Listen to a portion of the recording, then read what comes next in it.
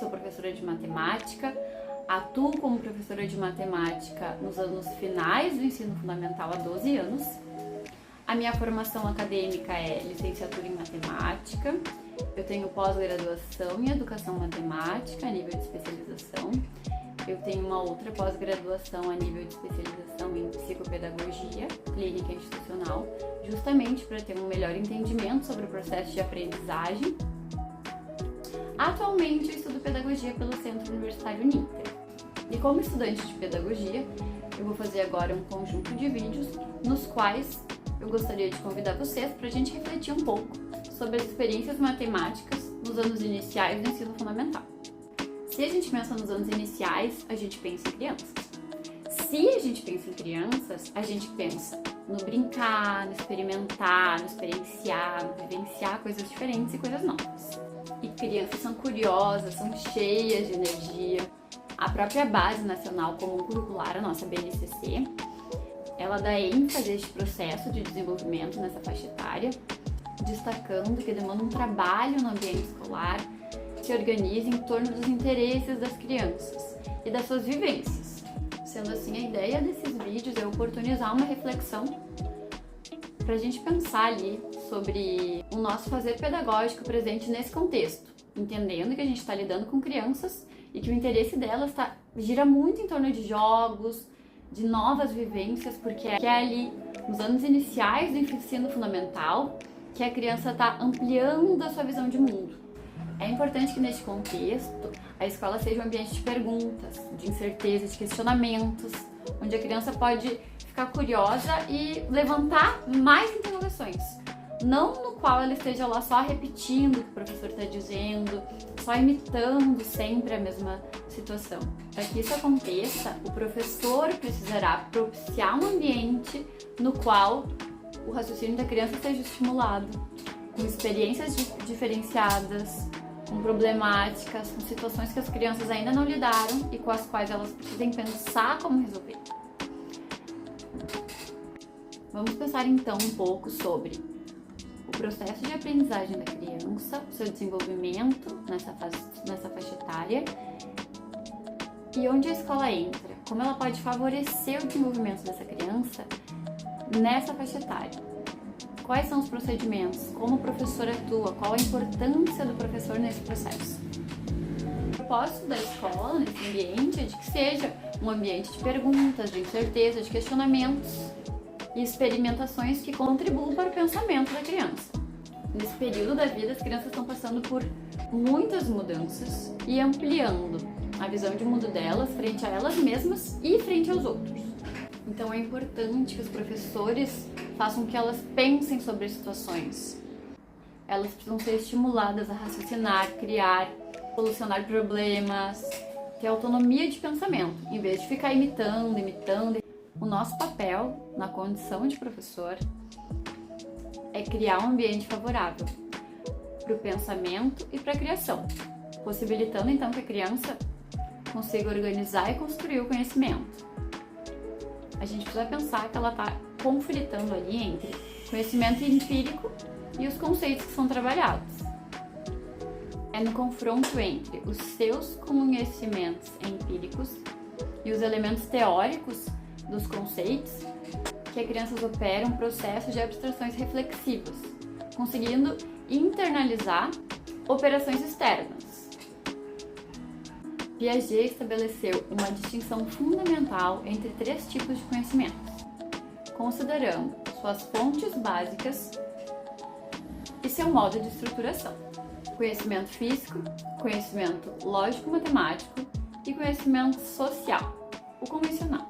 Estes três tipos de conhecimento que as crianças estabelecem, para Piaget, são a base para o desenvolvimento matemático da criança no processo de alfabetização. Sendo assim, a gente vai pensar um pouco sobre esses conhecimentos. O conhecimento social, ele é adquirido no meio em que a criança vive. São as convenções sociais, a realidade externa. Por isso, também é um conhecimento empírico. A criança, ela utiliza no seu vocabulário aquilo que ela aprende nas práticas sociais. Isso não garante que a criança tenha uma apropriação daquele conceito. Vocês vão ouvir muitas vezes as crianças dizendo número 2, número 6, número 9. Esses números, eles estão em todas as partes, então elas veem eles no número da porta, elas veem eles na balança quando a gente vai no supermercado, elas veem o numeral. Isso não quer dizer que elas entendem o conceito deste numeral. Mesmo que ela associe o número à sua forma, o nome do número, né? O 2, ele é assim. Eu sei que esse é o 2. Isso não quer dizer que ela tenha compreensão do que 2 significa. Ela tem esses nomes bem claros para ela, porque é um conhecimento social, mas nem sempre ela tem compreensão sobre o que o 2 significa, o que é 6, o que é 7, o que é 9, o que é 1000. Ela sabe que esses números existem, ela fala sobre esses números, ela repete eles, muitas vezes elas até os repetem na sequência numérica, mas nem sempre elas têm compreensão sobre isso. Não quer dizer que porque uma criança traz os numerais em seu vocabulário oralmente, então, que ela tenha construído o conceito de número. Isso é um pouco mais abrangente. Repetir os numerais é apenas um saber social, assim como ela sabe que a gente chama cadeira de cadeira. É um conhecimento social. Todo mundo chamou de cadeira, então ela chama de cadeira também. Os números, ela escuta todo mundo falar sobre os números, sobre quanto custa o salgadinho que ela quer comprar, quanto custa a bolacha, quanto pesou a carne que a mãe comprou no mercado, qual telefone. Ela vê os números em toda parte, no tempo do vídeo. Ela pode ter noção de para que ele serve, ela pode estabelecer relações entre eles, mas isso não quer dizer que ela construiu o conceito de número ainda. Esse é o seu saber social. O conhecimento físico é o conhecimento dos objetos da realidade externa, que a criança consegue observar. É o que está relacionado com as ações que a criança pratica, para descobrir as propriedades de algum objeto que ela esteja observando, ou com o qual ela esteja brincando. Portanto, ele também é um conhecimento empírico. Ela poderia, por exemplo, estar olhando essa caneta e pensando sobre ela, qual é a cor, quanto ela pesa, qual o formato dela. Isso são conhecimentos físicos. Esses conhecimentos físicos, eles são observáveis. Eu sei que essa caneta é lilás, o que também relaciona com o saber social, né? Com o nosso conhecimento social que a gente falou antes, porque eu sei que ela é lilás, porque todo mundo chama essa cor de lilás. E eu aprendi, então, que ela é no meu meio, eu aprendi que esse aqui é o lilás. Esse é um conhecimento social, empírico também, né? Mas eu consigo relacionar ele, então, com conhecimento físico, quando eu estou observando essa caneta. Agora, no momento em que a criança consegue relacionar as diferenças e as similaridades entre essa caneta e outra caneta, essa relação de pensamento no qual a gente consegue ver igualdades e diferenças é o que a gente chama de conhecimento lógico-matemático. Ele deixa de ser empírico, porque a criança ela não está extraindo as informações do objeto em si, mas das ações que ela está desenvolvendo entre eles. Ela faz aí uma relação de pensamento entre este objeto e este objeto, observando as diferenças e igualdades, podendo escolher e determinar quantidades. A diferença e a igualdade, gente, diferente do conhecimento social e do conhecimento físico, ela é uma relação da nossa mente. A gente está pensando o que é que eu vejo de parecido entre essas duas canetas e o que eu vejo de igual entre essas duas canetas. Eu posso olhar para essas duas canetas e dizer que elas são parecidas. Eu também posso olhar para essas duas canetas e dizer que elas são diferentes. Essa é uma relação criada mentalmente pelo indivíduo, que relaciona esses dois objetos. Ou seja, a relação ela não está em um objeto ou em outro objeto. A relação está nos dois. Se a gente não botasse os dois juntos, a gente não teria nenhuma relação. A gente teria uma caneta azul e a gente teria uma caneta lilás. No momento em que eu coloco os dois juntos e penso sobre eles, eu estou relacionando e mentalmente estipulando diferenças e igualdades. A relação que a pessoa vai botar os objetos, pensando se eles são parecidos ou diferentes, ela é uma decisão sua.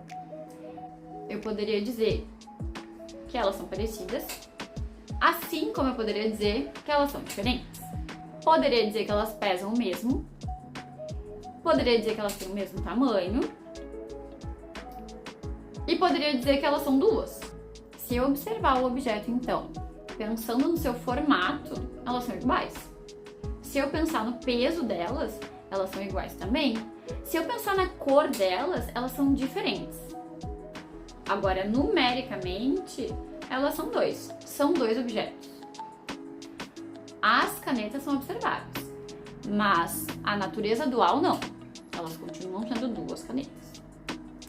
A criança progride na construção do conhecimento matemático pela coordenação das relações simples entre os objetos. Relações que ela criou anteriormente. Por isso que é tão importante que as crianças brinquem, mexam com objetos diferentes. Por isso se usa muito os blocos lógicos, por exemplo, nas aulas, para elas conseguirem fazer diferenciações, conseguirem fazer associações, conseguirem fazer experimentações e passar pelos processos de classificação, de hierarquia. O conhecimento lógico-matemático consiste na coordenação entre as relações, porque as relações entre os objetos só existem a partir do que a nossa mente é capaz de criar. É importante, então, que a gente perceba que esses conhecimentos, esses três tipos de conhecimentos, eles se relacionam. A criança não poderia estabelecer relações de diferenças se ela não pudesse observar propriedades de diferenças entre os objetos. Bem como ela não poderia construir um conhecimento físico se ela não tivesse um repertório lógico-matemático e classificatório que a permitisse relacionar a observação com conhecimentos já existentes. Que essa caneta é uma caneta, por exemplo. Ela não é um pote, ela é uma caneta. Isso é um conhecimento físico que a criança já tem, um conhecimento social. Entendendo que estes três tipos de conhecimento se complementam e que formam a base para a abordagem cognitivista. Essa abordagem desenvolvida pelo Piaget permite ao aluno o aprender pelo pensar. Por isso, o trabalho pedagógico baseado nessa teoria, ele precisa propiciar um ambiente favorável para o aprendizado, usando materiais instrucionais, jogos, brincadeiras, desafios, o próprio ambiente, conhecimentos da criança, as vivências delas, experiências desenvolvidas com elas, coisas ocorridas no próprio cotidiano escolar. Porque é aí que está o conhecimento, porque a gente precisa sistematizar o que já vem acontecendo. Nessa fase do desenvolvimento da criança, a abstração reflexiva ela precisa acontecer junto com a empírica. Depois, quando a criança já tiver a abstração reflexiva referente à construção do número, isso não será mais necessário. Mas nesse momento, nesta faixa etária, é imprescindível. É muito importante que a criança coloque todos os tipos de conteúdos, objetos, eventos, ações, dentro de todos os tipos de relações para construir os números. Deixando então um pouco de lado esses três tipos de conhecimento, que acredito que já ficou claro mais ou menos como funcionam, vamos pensar um pouco então sobre a matemática. Historicamente, então, a gente tem que pensar que o conhecimento matemático ele surge e vai se organizando à medida da necessidade de cada povo, baseados na sua vida diária. Necessidade como contar, medir, pesar, vender, comprar e muitas outras combinações sociais e estudos que a gente tem hoje muito mais desenvolvidos, lógico. Sendo a matemática historicamente, então, algo que veio a partir da necessidade dos povos e algo com o qual a gente nunca vai deixar de lidar, a gente precisa fazer com que o aluno perceba essa relação de que a matemática que está presente lá na escola, ela também é a matemática que está presente no seu dia a dia, no seu cotidiano. Ela está lá no horário que desperta o relógio para ele ir para a escola. Ela está lá no peso que ele aparece para ele quando ele vai para a balança. Ela está na forma da casa, da escola. Ela está no tamanho do sapato que ele usa, que é menor que o sapato que a mãe usa. Ela está em todas as relações que ele faz, até mesmo quando ele vai vestir uma camiseta. Tá lá a matemática direcionando ele onde vai o braço, onde vai o outro braço, em que buraco ele bota a cabeça. Todas essas relações que a gente faz, elas são relações lógico-matemáticas. A quantidade de água que ele vai botar em um copo, ciente de que ele não pode botar mais do que cabe lá dentro, senão vai derramar. A forma como ele chuta a bola em direção ao gol. Tudo isso é matemático, mas nem sempre os alunos percebem a matemática dessa forma. Muitas vezes a matemática acaba se reduzindo ao cálculos e mais cálculos e mais cálculos como lista de exercícios. Lógico que apesar da matemática, historicamente, ter vindo então a partir das necessidades, hoje ela evoluiu para estudos mais abstratos, que culminam então em sistemas dedutivos, onde o que é real é submetido a formas de generalizações. Aí sim é importante que a gente fique atento que existe sim uma distinção entre a matemática lá fora, utilizando ela em situações do dia a dia, e a apropriação de conhecimentos científicos. Dentro da distinção entre ambos, entre os conhecimentos que a gente utiliza no dia a dia e os conhecimentos científicos, a gente precisa destacar que quando a gente está usando os saberes matemáticos no dia a dia, nem sempre a gente está pensando sobre eles. No dia a dia, a situação é o centro, ela é o mais importante que está acontecendo ali.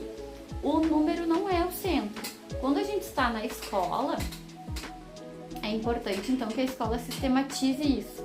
Ela traga essa vivência, mas ela pense sobre a matemática. O que de matemática existe nessa vivência? O fato da criança estar usando o sistema de numeração no seu dia a dia não garante que ela tenha consciência da estrutura do número decimal.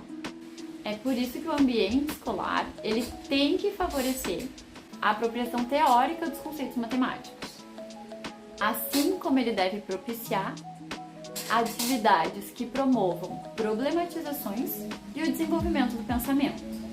A aprendizagem do conhecimento científicos, ela não se dá de maneira espontânea. Então cabe sim à escola organizar situações de ensino que coloquem a criança frente a isso, nas quais ela sinta necessidade desse conceito.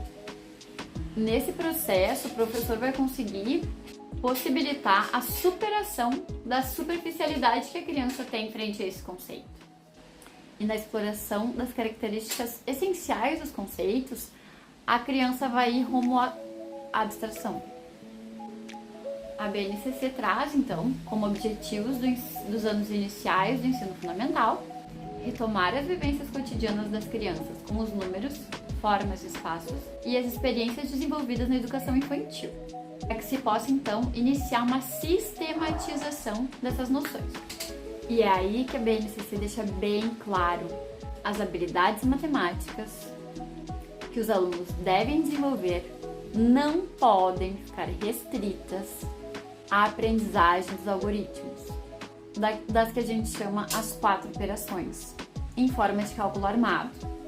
Ela deixa claro que ela considera isso muito importante, mas ela enfatiza a necessidade de acrescentar a isso a habilidade de fazer cálculos mentais, fazer estimativas, usar a calculadora e pensar quando é mais propício usar um tipo de cálculo ou outro. Cabe ressaltar que na BNCC, o cálculo armado, o algoritmo, ele é citado apenas no 4º ano do ensino fundamental, porque anterior a isso, a BNCC sugere cálculos utilizando estimativa, composição e decomposição do número, cálculo mental, para posteriormente, então, as crianças terem acesso ao cálculo armado com o uso do algoritmo, que a gente sabe que eles acabam mais reproduzindo e utilizando ele no automático, nem sempre tendo o entendimento da base 10, do valor posicional, do sistema de numeração. Infelizmente, o fato das crianças fazerem muitos cálculos armados faz com que elas acabem reduzindo a matemática a cálculo armado. Quando tu conversa com uma criança, ela, apesar de vivenciar muitas coisas nas quais a matemática se encontra, ela limita a sua visão de mundo da matemática nas continhas. E se ela limita o conhecimento matemático dela no saber fazer uma continha armada ou não, quer dizer que a escola tem falhado. Porque essa é a única relação matemática que a criança faz. Isso é matemática para a criança? A função da matemática é justamente desenvolver o raciocínio lógico. Se a gente limita ela a algoritmos nos quais a gente diz o que faz, quando faz, como faz para achar um resultado, sem pensar naquele número, ela perde o real significado. Porque ela se resume a memorizar e utilizar métodos. E as crianças pensam que o sucesso na matemática é conseguir fazer isso, memorizar, aplicar o método e apresentar um resultado. Os PCN, os nossos parâmetros curriculares nacionais, eles também vão enfatizar que a matemática desempenha um papel bastante decisivo, porque ela permite que a gente resolva problemas do nosso cotidiano. Ela está ligada ao mercado de trabalho e ela é fundamental para o conhecimento em outras áreas. Assim como ela desenvolve o pensamento dedutivo do nosso aluno. Então ela não pode ser reduzida a cálculos e listas de exercícios. Por isso, no desenvolvimento do conhecimento científico nas crianças, o nosso desafio, enquanto educadores, enquanto escola, é planejar situações educativas que sejam desafiadoras e lúdicas. E que ao mesmo tempo a gente consiga demonstrar para a criança a necessidade do conceito que a gente pretende ensinar. Porque aí nessa necessidade que ela vai se deparar com como eu vou representar isso? O que é isso? Eu uso, mas... E aí a gente consegue criar processos e situações de discussão, momentos em que ela vai explorar. E quando ela estiver explorando e discutindo, ela vai acabar compartilhando seu pensamento. No momento em que eles compartilham os pensamentos, os professores conseguem abordar as descobertas e fazer o link com os conceitos que ele gostaria, então, de estar explorando com seus alunos. Dessa forma, as crianças vão ter a necessidade de representar e elas vão começar a discutir, a explorar, a compartilhar suas ideias. E o professor vai pegar essas ideias e, a partir delas, ele vai conseguir abordar as descobertas, as relações que os alunos fizeram, as interpretações deles, relacionando o conceito que ele queria trazer e seus usos sociais. O objetivo é que os problemas sejam apresentados para os alunos de um modo que eles percebam, ao analisar e resolver, quais os conceitos matemáticos que estão envolvidos. É lógico que para isso é a mediação do docente, é o professor que vai fazer a diferença. A mediação do docente durante todo o processo de resolução é condição fundamental para explicitar o conceito explorado. Aí a atividade deixa de ser empírica, favorecendo o desenvolvimento do pensamento teórico. Por meio de diferentes recursos e estratégias, o professor pode propiciar vivências e experiências significativas, nas quais envolve as crianças na construção do seu próprio conhecimento, relacionando saberes e se apropriando de novos, partindo de algo que ela não conhece, se apropriando de coisas que ela até então não conhecia e linkando então essas experiências com os conceitos matemáticos. Com práticas contextualizadas e de forma prazerosa, se tem o objetivo de desenvolver o pensamento lógico-matemático nas crianças enquanto elas brincam e pensam em como solucionar os problemas. A criança, então, ela se apropria dos conhecimentos matemáticos fazendo matemática.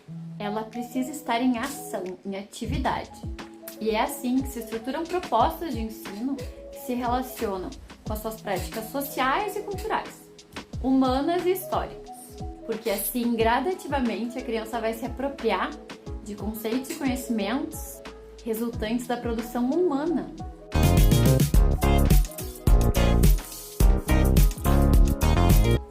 Algumas das propostas mais estudadas e mais utilizadas são o uso da história da matemática, os jogos, as brincadeiras e a solução de problemas.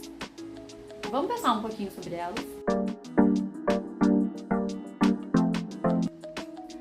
É fácil justificar porque a proposta que envolve a história da matemática é tão utilizada. Se hoje a gente tem os conhecimentos que tem, é porque em algum momento eles se fizeram necessários. Então, muitas vezes é legal a gente colocar os alunos numa situação na qual eles necessitem. Por exemplo, quando a gente quer que o aluno tenha noção sobre os números racionais, os que tem número com vírgula, fração, as partes, né?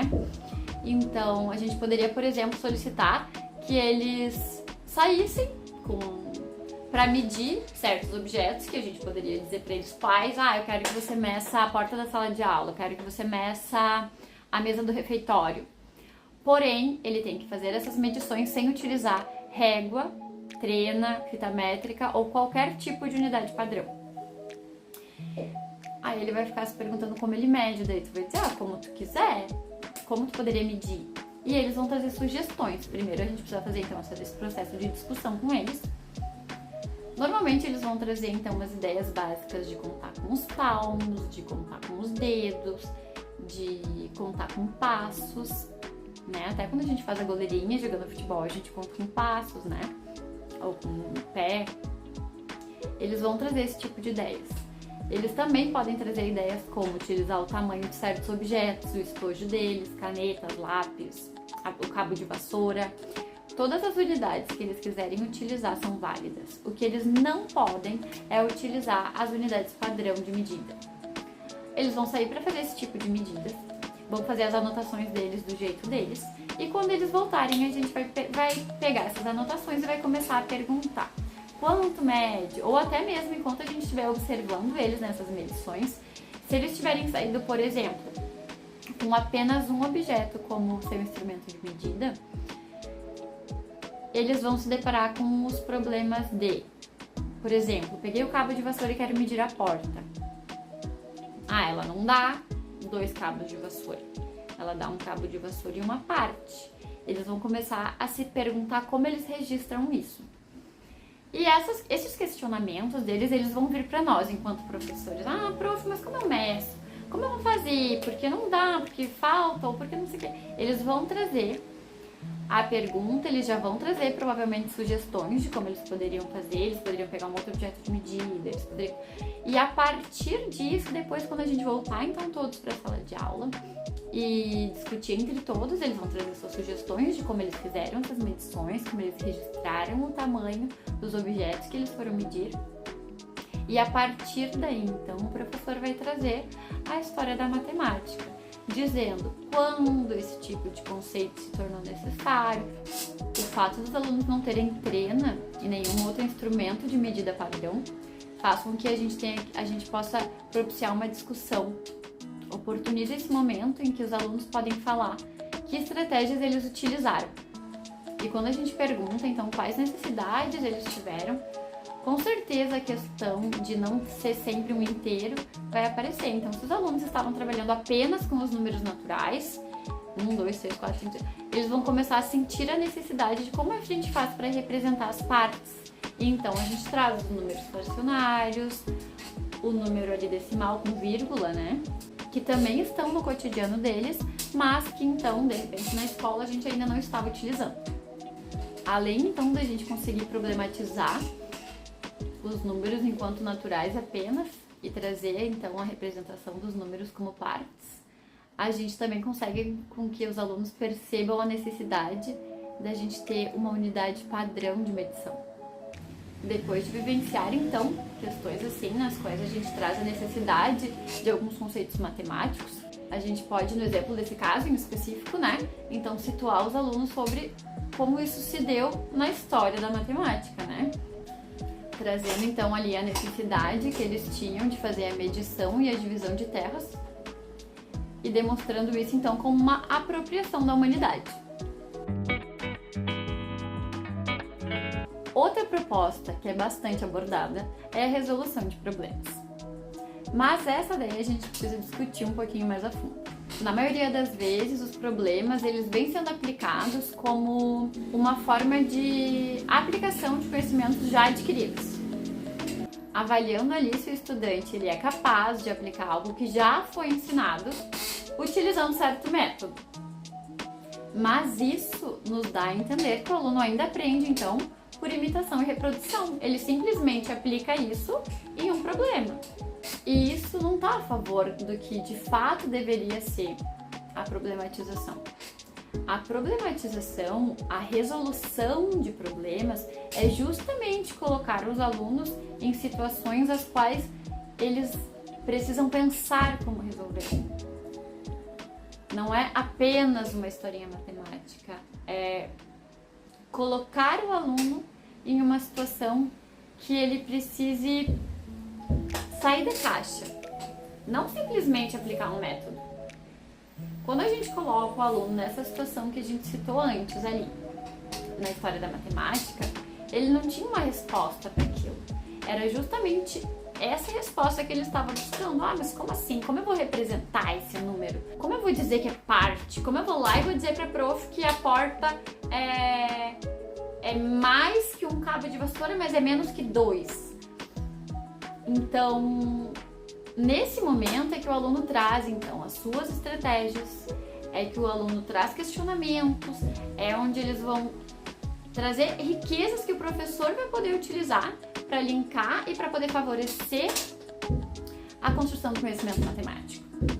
Não é que o problema não possa ser utilizado da forma como ele é utilizado, né, para aplicação, como um recurso de contextualizar, de mostrar algo já no cotidiano. Mas a ideia da resolução de problemas, ela se baseia em colocar o estudante a resolver problemas os quais ele ainda desconhece, para a partir dali então ser trabalhado um conceito. E não depois de o conceito já ser trabalhado ou entregue ao aluno, né, de forma que ele vai reproduzir apenas o conhecimento, ele aplicá-lo em uma situação problema que foi imposta a ele para resolver com o método que já foi ensinado. Então a ideia aqui é que as propostas pedagógicas elas tornem o ambiente o mais exploráveis possíveis, de modo que as crianças estejam experienciando e vivenciando e que a partir dali comecem a discutir, a explorar, a pensar em elaborar novas ideias. E aí, em cima dessas ideias, depois de ter sido estimulado, quando ele expor as suas percepções e contrapor com as dos colegas, eles vão estar construindo conhecimento. Por quê? Porque quando o aluno verbaliza o que ele está pensando, ele precisa estruturar internamente, sintetizá-los para depois expor. E aqui a gente tem um momento de reflexão. A resolução de problemas, então, quando ela é utilizada referente a jogos ou brincadeiras que foram feitas com as crianças, ela pode ser feita no registro escrito, bem como ela pode ser feita oralmente. Em ambos os casos, a criança vai organizar seu pensamento para ela poder expor as suas ideias e as suas estratégias. Isso com certeza vai ser muito mais rico e muito mais significativo para a criança do que fazer uma listagem de exercícios nas quais ela vai apenas reproduzir um método. Os jogos. Os PCNs eles destacam que ele, além de despertar interesse e prazer nas crianças, ele faz com que ela lide continuamente com regras. E além de ele ser um objeto sociocultural no qual a matemática já está presente, é uma atividade natural no desenvolvimento dos processos psicológicos básicos.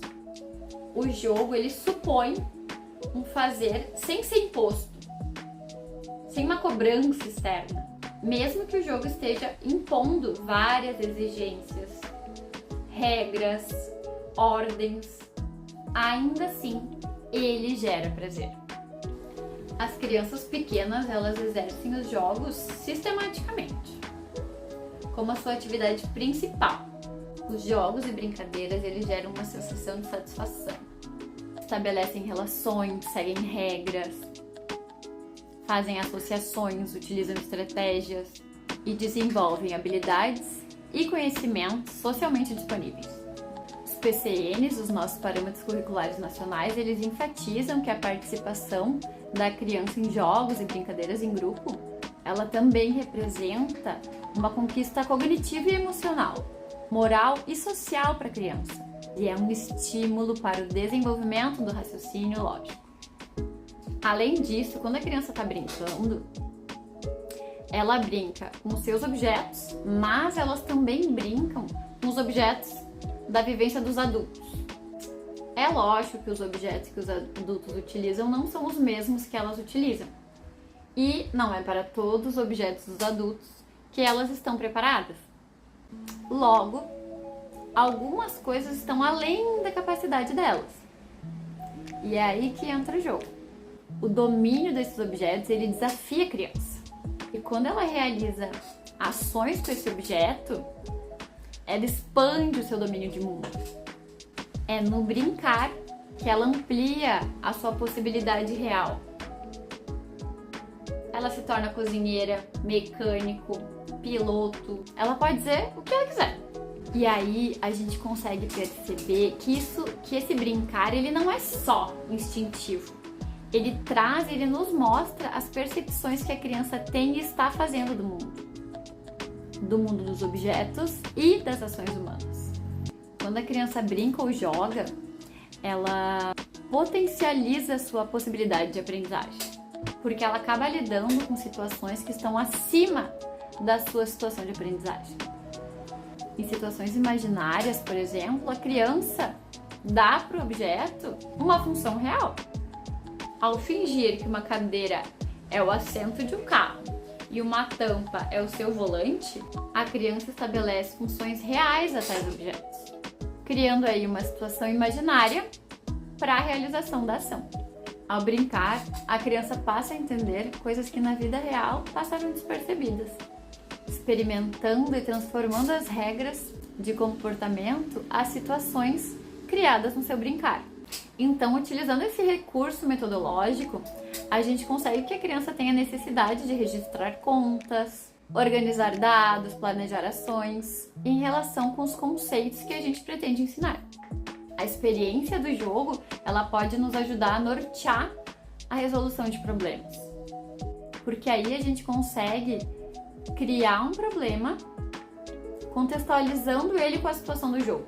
Assim, a gente volta a dar aos estudantes a oportunidade de expor as suas ideias e estratégias, propiciando à turma uma troca e permitindo que eles se apropriem de outras formas de resolver o mesmo problema, de repente. Quando os problemas eles se referem ao jogo, a criança está resolvendo um problema sobre algo que ela vivenciou. Então, para ela, isso tem muito mais significado do que apenas resolver um problema sobre uma situação ilusória, aleatória, inventada ali pelo professor naquele momento. Além disso, as etapas do jogo e da resolução de problemas se assemelham. Quando a gente vai solucionar um problema, a gente faz a leitura e interpretação. No jogo, a gente primeiro se apropria das regras. Depois que a gente leu e interpretou o problema, a gente tenta pensar quais são as informações e qual conhecimento matemático nós vamos utilizar para resolver. No jogo, a gente vai pensar em como proceder com as suas regras, finalidades, pensando em uma estratégia cabível. Logo, as etapas da resolução de problemas e as etapas para vencer um jogo, elas se tornam muito parecidas. Então, o fato de o aluno participar de jogos faz com que ele tenha uma estrutura que ele também vai utilizar na resolução de problemas depois. Isso vai auxiliar ele na estruturação matemática, que também depende de compreensão, estruturação e uso de estratégia. Acho que é possível perceber que as três propostas citadas, elas podem ser trabalhadas mutuamente ou separadas. Mas a gente não pode esquecer que, independente de qual a gente vai utilizar, a gente tem sim o desafio de tornar a nossa sala de aula um ambiente favorável para o aluno pensar e não apenas reproduzir métodos. No nosso próximo vídeo, a gente vai falar sobre a resolução de cálculos básicos da matemática, adição, subtração, multiplicação e divisão. A gente vai pensar sobre o cálculo armado, trazendo ele então junto com o concreto, associando com fichas, pensando então no cálculo mental e trazendo algumas outras reflexões. Espero que você esteja presente no próximo vídeo. Até mais!